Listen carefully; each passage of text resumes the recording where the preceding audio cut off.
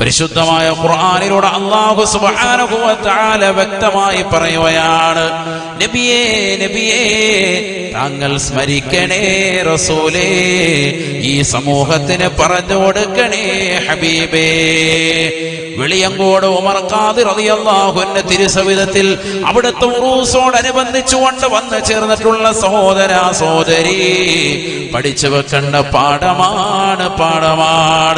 ഇന്ന് മനുഷ്യൻ സമ്പത്തിലേക്ക് കടന്നു പോകുമ്പോ റബ്ബിനെ ചിന്തിക്കാത്തവനായി പോകുകയാ, സമ്പത്തിൽ മതിമറന്നുകൊണ്ട് നിലകൊള്ളുന്നവനായി പോയാണ്.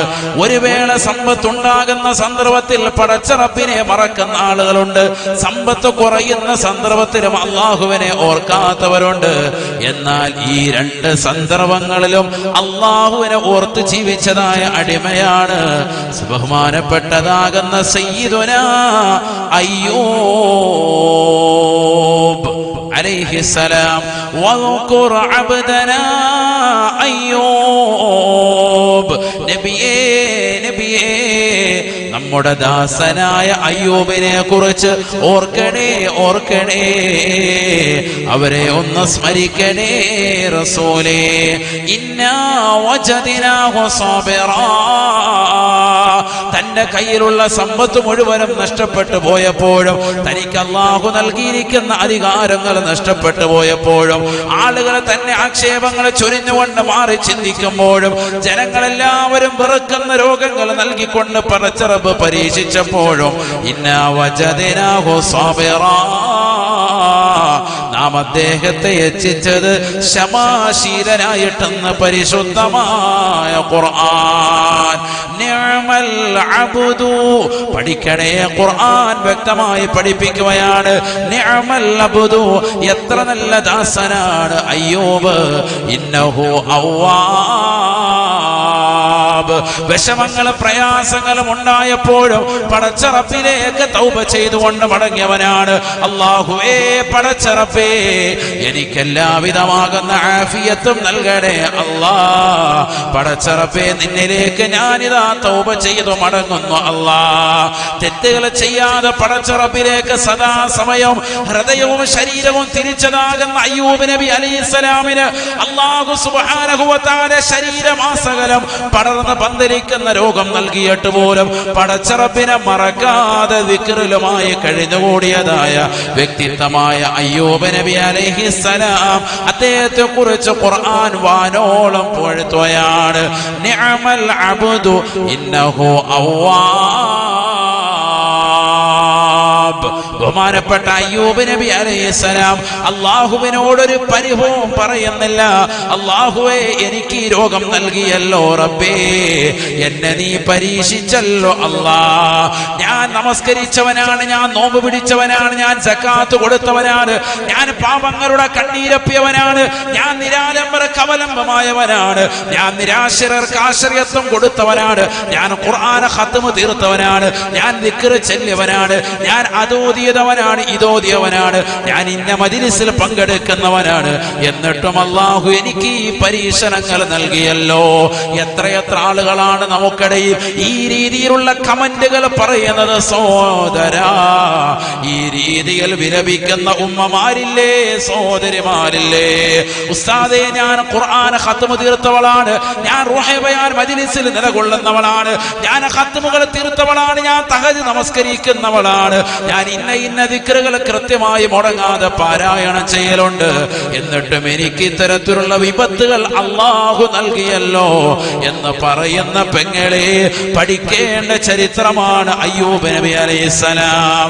എല്ലാ പ്രതിസന്ധികളുടെ ഘട്ടങ്ങളിലും ഒരേ ഒരു വാക്യം മാത്രമാണ്, ഹസ്ബുനല്ലാഹു വനിഅമൽ വകീൽ, നിഅമൽ മൗലാ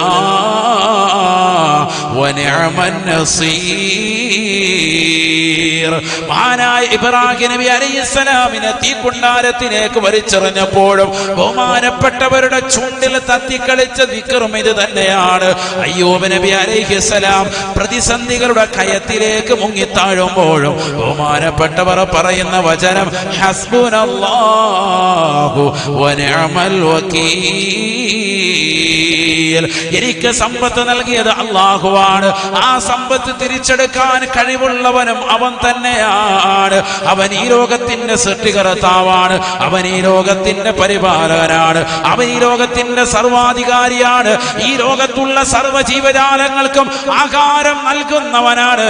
അങ്ങകലെ കത്തിച്ചൊലിക്കുന്നതാകുന്ന നരകകുണ്ടാരങ്ങളെ സൃഷ്ടിച്ചതും അല്ലാഹുവാണ്, പടച്ചറപ്പാണ്. ലോകത്തുള്ള സർവ്വ സൃഷ്ടിജാലങ്ങൾക്കും ആഹാരം നൽകുന്നവൻ അവനാണ്.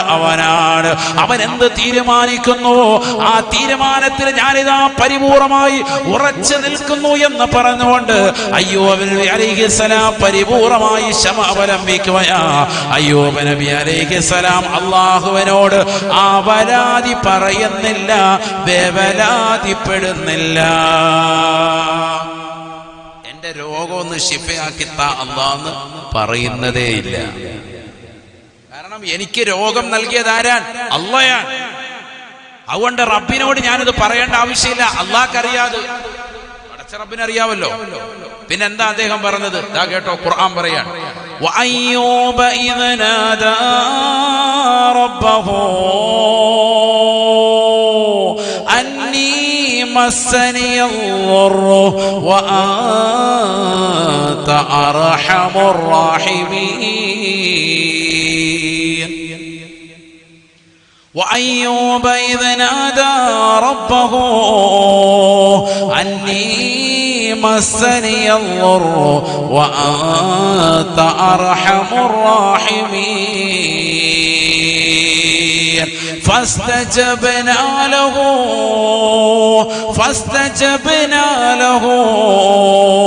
فكشفنا ما به من ضر وآتيناه أهله ومثلهم معهم من رحمتنا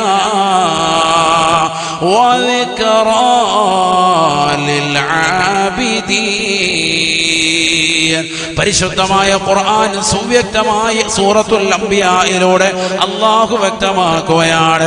അയ്യൂബ് നബി അലൈഹിസ്സലാം പടച്ച റബ്ബിനോട് പറയുകയാണ്, അല്ലാഹുവേ പടച്ച റബ്ബേ, അന്നീ മസ്സനിയദ്ദുർറു, എനിക്ക് വല്ലാത്ത ദുരിതം വന്നിരിക്കുന്നു അല്ലാഹ്.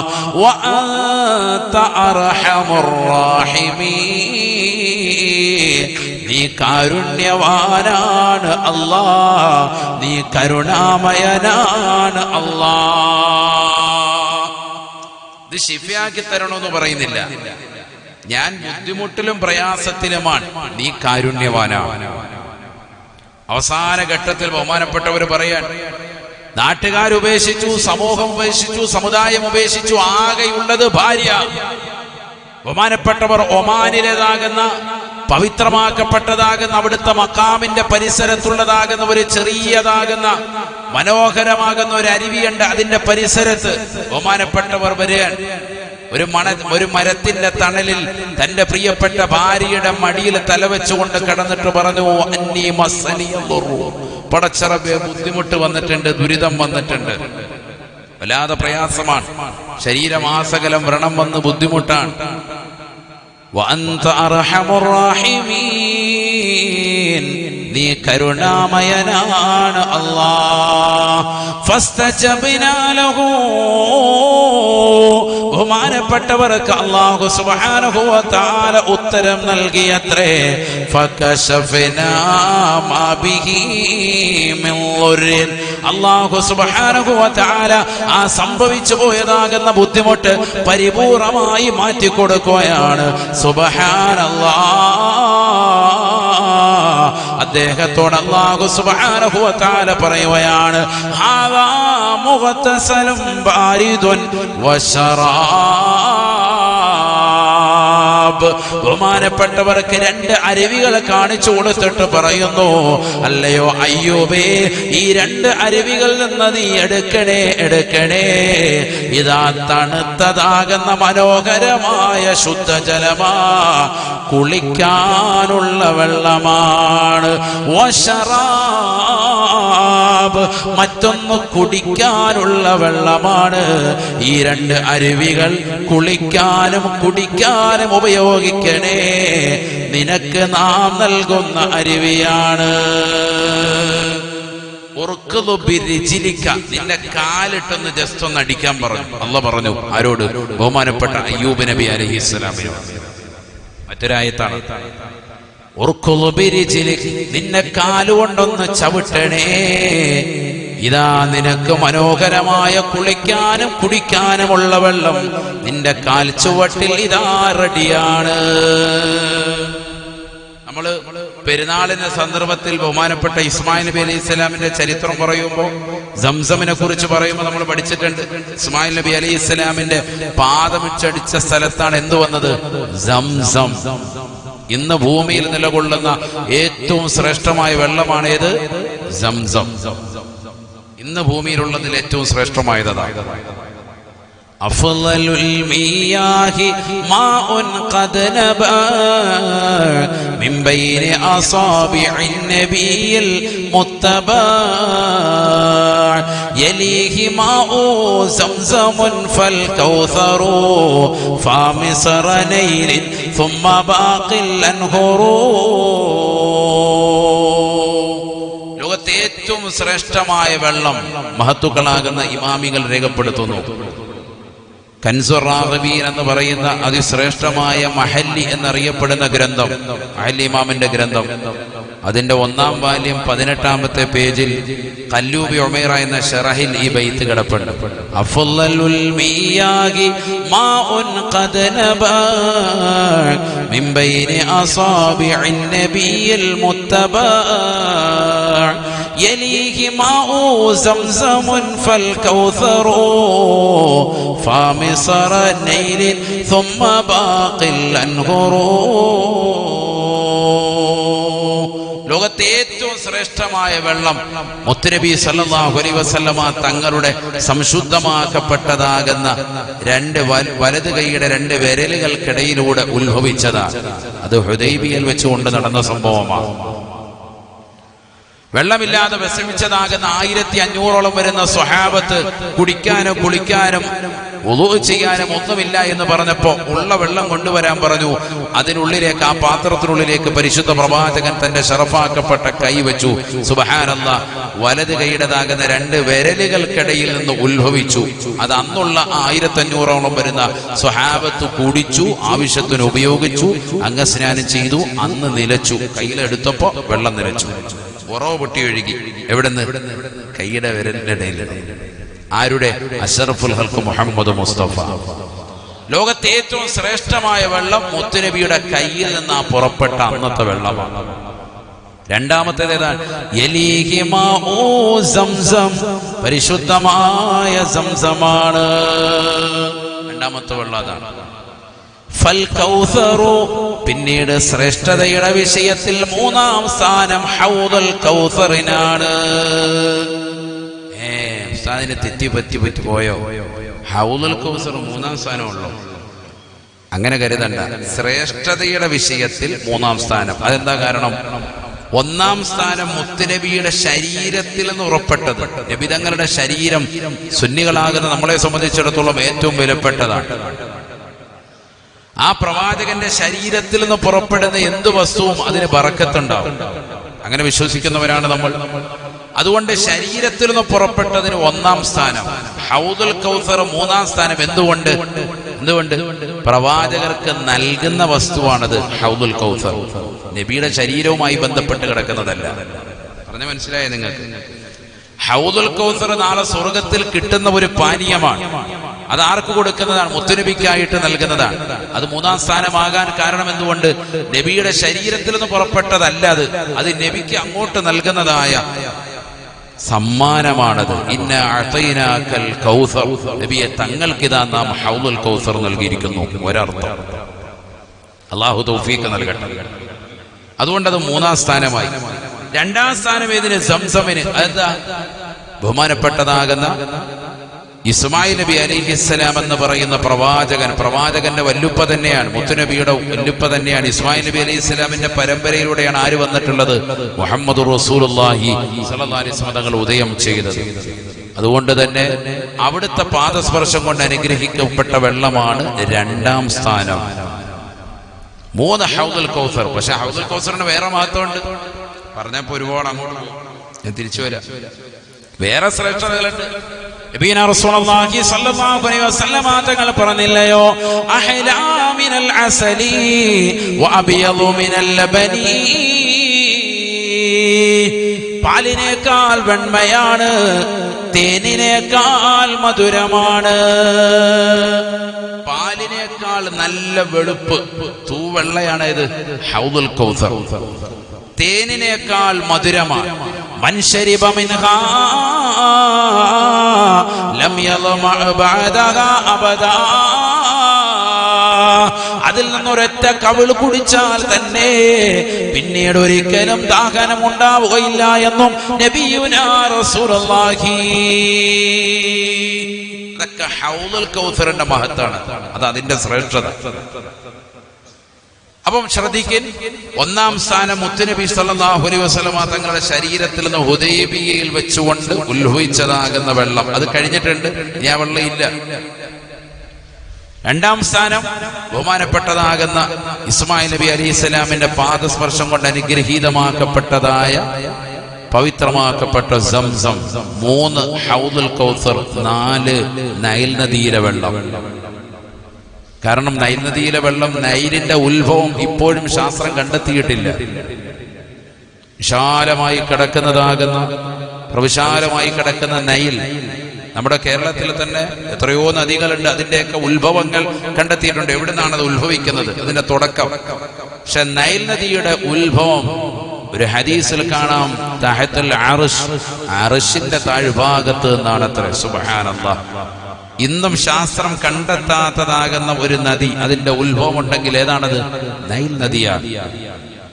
അതുകൊണ്ട് തന്നെ 4-ാം സ്ഥാനം നൈൽ നദി. മൂസാ നബി അലൈഹിസ്സലാം അടക്കമുള്ളതാകുന്ന മഹത്തുക്കളുടെ ശരീരം സ്പർശിച്ചിട്ടുണ്ട്. ഒരുപാട് മഹത്തുക്കളുടേതാകുന്ന ശരീരം അതിൽ സ്പർശിച്ചിട്ടുണ്ട്. നൈൽ നദി 4-ാം സ്ഥാനമാണ് അതിനുള്ളത്.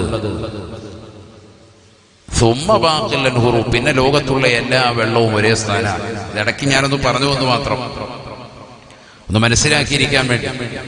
എന്തിനാണത് പറഞ്ഞത്? ഇന്ന് നമ്മുടെ കൈവശമുള്ള വെള്ളങ്ങൾ വെച്ച് ഏറ്റവും ശ്രേഷ്ഠമായ വെള്ളമാണ് സംസം. അത് മനസ്സിലാക്കുക. പലരും ഹജ്ജ് ഉംറയൊക്കെ കഴിഞ്ഞിട്ട് തിരിച്ചു വരും, ഈ വെള്ളം കൊണ്ടുവന്ന് അഞ്ചാമത്തെ അങ്ങനെ തന്നെ വെക്കും. 5 ലിറ്റർ കിട്ടിയത് സൂക്ഷിച്ച് നിധി പോലെ വെക്കാൻ. അല്പം വെക്കണം, എപ്പോഴും വേണ്ടതാണ്. പക്ഷെ എന്നാലും സ്വന്തം വാപ്പ ഉമ്മ ജീവിതത്തിൽ ഒരിക്കലും മക്കയും മദീനയും ഒന്നും കാണാൻ പോലും പറ്റാത്തവർക്ക് ഒരു ഗ്ലാസ് തികച്ചു പോലും കൊടുക്കൂല. പിടിച്ചു വെച്ചാണ് കൊടുക്കുക. ഒരു ഗ്ലാസ് അവർക്കൊന്ന് വയറരിച്ച് കൊടുക്കണ്ടേ? അള്ളാഹു തൗഫീഖ് നൽകട്ടെ. മക്കയിലും മദീനയിലും ഒക്കെ പോകുമ്പോൾ, മക്കത്തൊക്കെ ചെല്ലുമ്പോൾ ധാരാളം കിട്ടും. ഉംറയ്ക്ക് പോകുമ്പോഴും ഹജ്ജിന് പോകുമ്പോഴും അള്ളാഹു നമുക്കൊക്കെ അതിന് തൗഫീഖ് നൽകട്ടെ. ആമീൻ പറയും. അള്ളാഹു നമുക്ക് എല്ലാവർക്കും ഹജ്ജിനും ഉംറയ്ക്കും തൗഫീഖ് നൽകട്ടെ. വയറ് നിറച്ചു കുടിക്കണമെന്നാണ് സംസം വെള്ളം. വയറ് നിറച്ചു കുടിക്കുന്നവൻ മുഅ്മിൻ, വയറ് നിറയ്ക്കാത്തവൻ മുനാഫിഖ്. സയ്യിദുനാ റസൂലുള്ളാഹി കപട വിശ്വാസിയാണ്. വയറ് നിറയ്ക്കണം. നിന്റെ ഖൽബും നിന്റെ ഹൃദയവും നിന്റെ ശരീരത്തിന്റെ മജ്ജയും മാംസമൊക്കെ സംസം വെള്ളത്താൽ നിറയട്ടെ. ഏറ്റവും പോഷകാഹാരമുള്ളതാകുന്ന വെള്ളമാണ്. അബൂദർ ഗിഫാരി റളിയല്ലാഹു അൻഹു 1 മാസക്കാലം മുഴുവനും അത് കുടിച്ചു. സമിൻതു, അദ്ദേഹം പറയുന്നത് കാണാം, അത് കുടിച്ചു ഞാൻ തടി വെച്ചു, നല്ല പുഷ്ടി പ്രാപിച്ചു എന്ന് പറഞ്ഞാൽ ഭക്ഷണത്തോട് തന്നെ വല്ലാതെ കിടപിടിക്കും. എല്ലാ പോഷകങ്ങളും ചേർന്നിട്ടുള്ളതാകുന്ന വളരെ വലിയ പ്രോട്ടീൻ ഉള്ളതാകുന്ന വെള്ളമാണ് സംസം. അല്ലാഹു ആവോളം നുകരാൻ തൗഫീഖ് നൽകട്ടെ. ആർക്കും കൊടുക്കാതെ പിടിച്ചു വെച്ച് അവസാനം വാപ്പ മരിക്കാറായി കിടക്കുമ്പോ ഒരു പഞ്ഞിക്കകത്ത് മുക്കിയിട്ട് ചുണ്ടിങ്ങനെ നനച്ചു കൊടുക്കാൻ വേണ്ടി വരാണ്. സാധാ എന്റെ വാപ്പ ഇതുവരെ വെള്ളം പോലും കുടിക്കുന്നില്ല. വാപ്പ രോഗശീലം കിടക്കുന്നതിന് മുമ്പ് 1 ഗ്ലാസ് കൊടുത്തിരുന്നെങ്കിൽ, നീയത്ത് വെച്ച് കുടിച്ചിരുന്നെങ്കിൽ അദ്ദേഹം ഈ കടപ്പ് കിടക്കൂല, ആരോഗ്യത്തോട് എഴുന്നേറ്റിരുന്നേനെ. കാരണം സംസം വെള്ളം ലിമാ ശുരിബ ലഹു, എന്ത് നിയ്യത്ത് വെച്ച് കുടിച്ചോ ആ കാര്യം ഹാസിലാകുമെന്നും സയ്യിദുനാ റസൂലുള്ളാഹി സ്വല്ലല്ലാഹി അലൈഹി വസല്ലം. സംസം വെള്ളമൊക്കെ കിട്ടുമ്പോൾ ഒറ്റ കമത്തിൽ കുടിക്കണ്ട, ഇരുന്ന് തലയിൽ നല്ലതുപോലെ തൊപ്പിയൊക്കെ ഇട്ട് തല മറച്ച് നിയ്യത്ത് വെച്ച് കിബിലയ്ക്ക് അഭിമുഖമായിരുന്ന് 3 ഇറുക്കായിട്ട് ബിസ്മി ചൊല്ലി തന്നെ നല്ല നിയ്യത്ത് വെച്ച് നിയ്യത്ത് വെച്ച് കുടിക്കണം. ഏറ്റവും വലിയ മർമ്മപ്രധാനമായ കാര്യമാണത്. ഒരു വെള്ളം കുടിക്കുന്നതിൽ എന്തിനാ ഇപ്പൊ നിയ്യത്ത്? എന്ത് നിയ്യത്ത് വെച്ച് കുടിച്ചോ അത് ഹാസിലാകുമെന്ന് മുഹമ്മദ് റസൂലുള്ളാഹി സ്വല്ലല്ലാഹി അലൈഹി വസല്ലം. ഞാനിതിപ്പോ ഇടയ്ക്ക് പറഞ്ഞത് നമുക്കിടയിൽ അത് കിട്ടൽ ഈ സമയത്തുണ്ട്, അതുകൊണ്ട് അതൊന്ന് ശ്രദ്ധിച്ചോ. അള്ളാഹു തൗഫീഖ് നൽകട്ടെ, അള്ളാഹു തൗഫീഖ് നൽകട്ടെ. ആ സംസം വെള്ളം അത് ഉറവ് പൊട്ടി ഒഴുകിയത് ബഹുമാനപ്പെട്ട ഇസ്മായിൽ നബി അലൈഹിസ്സലാമിന്റെ പാദസ്പർശം കൊണ്ടാണ്. 2ാം സ്ഥാനം ഇന്ന് നിലകൊള്ളുന്നതാകുന്ന വെള്ളങ്ങളിൽ 1ാം സ്ഥാനവും കരഗതമാക്കാൻ കാരണമായത് അതാണ്. നോക്കൂ, നിങ്ങൾ അയ്യൂബ് നബി അലൈഹിസ്സലാമിനോട് പറഞ്ഞു കാലിട്ടൊന്ന് അടിക്കാൻ. നിങ്ങൾ ഒമാനിൽ പോയിട്ടുണ്ടെങ്കിൽ ആ സ്ഥലം നിങ്ങൾക്ക് കാണാൻ സാധിക്കും. അൽഹംദുലില്ലാഹ്, അള്ളാഹുവിന്റെ തൗഫീഖ് കൊണ്ട് പല പ്രാവശ്യവും ഈ വിനീതന് സാധ്യമായിട്ടുണ്ട്. അള്ളാഹു നമുക്കൊക്കെ അത് പോകാനും ആ മഹത്തുക്കളെയൊക്കെ ഒന്ന് സിയാറത്ത് ചെയ്യാനും അള്ളാഹു തൗഫീഖ് നൽകട്ടെ. അവിടുത്തെ മഖാമി എന്ന് പറയപ്പെടുന്ന പവിത്രമായ ആ ഖബർസ്ഥാനിന്റെ താഴ്ഭാഗത്തായി മനോഹരമാകുന്ന ഒരു അരുവി കാണാം. നിങ്ങളൊന്ന് മനസ്സിലാക്കണം, ഖുർആൻ പറഞ്ഞതുപോലെ തന്നെ ഇന്നും നിലകൊള്ളുന്നു. ഹാദാ മുഗ്തസലും ബാരിദുൻ, ഇതാ തണുത്തതാകുന്ന കുളിക്കാനുള്ളതാകുന്ന ശുദ്ധജലം. നിങ്ങൾ അവിടെ പോയി കയ്യൊന്ന് ഇട്ട് നോക്ക്, ഐസ് വാട്ടറാണ്, നല്ല തണുപ്പാണ് ഇപ്പോഴും, ഏത് കാലാവസ്ഥയിൽ ചെന്നാലും. ആർക്കാണ് ഇവിടെ നിരീശ്വരവാദത്തിന് പോകാൻ ഇത്ര താല്പര്യം? ആർക്കാണ് ഇവിടെ യുക്തിവാദത്തിന് കൊടപിടിക്കാൻ ഇത്ര താല്പര്യം? വൈകിട്ടൊക്കെ ചെറുപ്പക്കാരായ ആളുകൾ വാട്സാപ്പ് ഗ്രൂപ്പുകൾ ക്രിയേറ്റ് ചെയ്തിട്ട് അങ്ങോട്ടും ഇങ്ങോട്ടും ഖുർആനിലേക്കൊന്ന് മടങ്ങി വരേൻ. ഖുർആൻ വെല്ലുവിളിക്കുന്നു, ഹാദാ മുഗ്തസലും ബാരിദുൻ വശറാബ്. അന്ന് പറഞ്ഞതാകുന്ന 1400 വർഷം മുമ്പ് ഇറങ്ങിയ ഖുർആൻ ഇന്നും കാലാവസ്ഥ വ്യതിയാനങ്ങൾ ഉണ്ടായിട്ട് പോലും ഏത് കാലഘട്ടത്തിലും അയ്യൂബ് നബി അലൈഹിസ്സലാമിന്റെ മഖാമിന്റെ താഴ്ഭാഗത്ത് സ്ഥിതി ചെയ്യുന്ന മഹാനുഭാവൻ കാലിട്ടടിച്ച സ്ഥലത്തുനിന്നുകൊണ്ട് പുറപ്പെട്ടതാകുന്ന 2 അരുവികൾ ഇന്നും നിങ്ങൾക്ക് കാണാൻ സാധിക്കും. തണുത്തതാകുന്ന മനോഹരമാകുന്ന വെള്ളം, ഒന്ന് കുളിക്കാൻ, മറ്റൊന്ന് കുടിക്കാനുള്ള വെള്ളം. ആളുകൾ അവിടെ വരുന്നുണ്ട്, കുളിക്കുന്നുണ്ട്. അരുവി എന്നൊക്കെ പറഞ്ഞാൽ അതുപോലത്തെ ശുദ്ധജലാണ്. ഇപ്പോഴും നിങ്ങൾ അവിടെ ചെന്നാൽ നല്ല തെളിഞ്ഞ വെള്ളം. അള്ളാഹു നേരിട്ടെന്ന് കാണാനും അല്പമെങ്കിലും നുകരുവാനും തൗഫീഖ് നൽകി അനുഗ്രഹിക്കട്ടെ. അള്ളാഹു തൗഫീഖ് നൽകട്ടെ. ബഹുമാനപ്പെട്ടവർ അത് കുളിക്കുകയാണ്, അതിൽ നിന്നും കുടിക്കുകയും ചെയ്യുകയാണ്. അൽഹംദുലില്ലാഹ്. പരിശുദ്ധമായ ഖുർആൻ പറയുകയാണ്, വിപത്തുകളും പ്രതിസന്ധികളും കടന്നു വന്നപ്പോഴും പടച്ച റബ്ബിനെ മുറുകെ പിടിച്ചതായ അയ്യൂബ് നബി അലൈഹിസ്സലാം ഫസ്തജബ്നാ ലഹു ഫകശഫനാ ബാബിഹി മിൻ ളുർരിൻ വആതൈനാഹു വഅഹ്ലഹു വമിസ്ലഹും മഅഹും മിൻ റഹ്മതിനാ വദിക്റാ ലിൽആബിദീൻ. പ്രതിസന്ധികളും പ്രയാസങ്ങളും ഉണ്ടായപ്പോൾ പടച്ച റബ്ബിനെ മുറുകെ പിടിച്ചു അയ്യൂബ് നബി അലൈഹിസ്സലാം. നന്മയുടെ സമയത്തും ക്ഷേമമുള്ള സമയത്തും ക്ഷാമത്തിന്റെ സന്ദർഭത്തിലും അള്ളാഹുവിനെ മുറുകെ പിടിച്ചു അയ്യൂബ് നബി അലൈഹിസ്സലാം. ആരോഗ്യമുള്ള ഘട്ടത്തിലും അനാരോഗ്യത്തിന്റെ അവസ്ഥയിലും അള്ളാഹുവിനെ ശുക്ർ ചെയ്ത് നിലകൊണ്ടു അയ്യൂബ് നബി അലൈഹിസ്സലാം. അതുകൊണ്ട് തന്നെ പടച്ച റബ്ബ് വിളിക്കുന്നത് അയ്യൂബിന് സാബിർ, ക്ഷമാശീലനാകുന്ന വ്യക്തിത്വമാണ്. അള്ളാഹുവിന് ഇഷ്ടദാസന്മാരിൽ പ്രമുഖനാണ് അയ്യൂബ് നബി അലൈഹിസ്സലാം. അദ്ദേഹത്തിന്റെ കുടുംബത്തെയും നാം തിരിച്ചു നൽകി. വആതൈനാഹു അഹ്ലഹു വമിസ്ലഹും മഅഹും മിർ റഹ്മതിനാ. മുമ്പുണ്ടായിരുന്നതിനേക്കാൾ ഇരട്ടി സമ്പത്തും മുമ്പുണ്ടാതിനേക്കാൾ ഇരട്ടി സന്താനങ്ങളും ഇണകളും നാം നൽകി അദ്ദേഹത്തിന് അനുഗ്രഹിച്ചു. ഖുർആനാണ്. വആതൈനാഹു അഹ്ലഹു വമിസ്ലഹും മഅഹും മിർ റഹ്മതിനാ. നേരത്തെ ഉണ്ടാതിനേക്കാളൊക്കെ ഇരട്ടി കൊടുക്കാൻ. എന്താ കാരണം? വിഷമവും പ്രയാസവും ഉണ്ടായപ്പോഴും അല്ലാഹയെ മുറുകെ പിടിച്ചു. ഇന്ന് നമുക്കില്ലാതെ പോയ വസ്തുത അതാണ്. ഇന്ന് നമ്മുടെ തലമുറയിൽ നഷ്ടപ്പെട്ടു പോയതാണ്. 2 രീതിയിലുള്ള മനുഷ്യന്മാരുണ്ട്. ഒന്ന്, സമ്പത്ത് കൂടുമ്പോൾ പടച്ച റബ്ബിനെ തീരെ ഓർക്കാത്ത വിഭാഗം ആളുകളുണ്ട്. എന്നാൽ സമ്പത്ത് കൂടുന്ന സന്ദർഭത്തിലും ഓർക്കുന്നവരുമുണ്ട്, വളരെ കുറഞ്ഞ വിഭാഗം. മറ്റു ചില വിഭാഗങ്ങൾ സമ്പത്തില്ലാതെ വരുമ്പോൾ മാത്രം അല്ലാഹയെ ഓർക്കും. അപ്പൊ പള്ളിക്കകത്തുണ്ട് സാറേ എന്തെങ്കിലും ഒരു ദിക്ർ തരണം, രക്ഷപ്പെടാൻ വേണ്ടി ആ ലാഹവരുടെ ഇജാത്ത് കിട്ടിയിരുന്ന കൊള്ളായിരുന്നു. ഏത് സൂറത്താണ് ഓതേണ്ടത്? സമ്പത്തില്ല, ബുദ്ധിമുട്ടാണ്, ഞെരുക്കമാണ്, പ്രയാസം. കാശില്ലാത്ത സമയത്ത് ഹാജിയർ 5 വക്കത്ത് പള്ളിയിലുണ്ട്. ബിസിനസ്സും മറ്റു വിഷയങ്ങളൊക്കെ ഒന്ന് കൂടി നോക്കി ആ മനുഷ്യൻ നേരെ തിരിച്ചാണ്.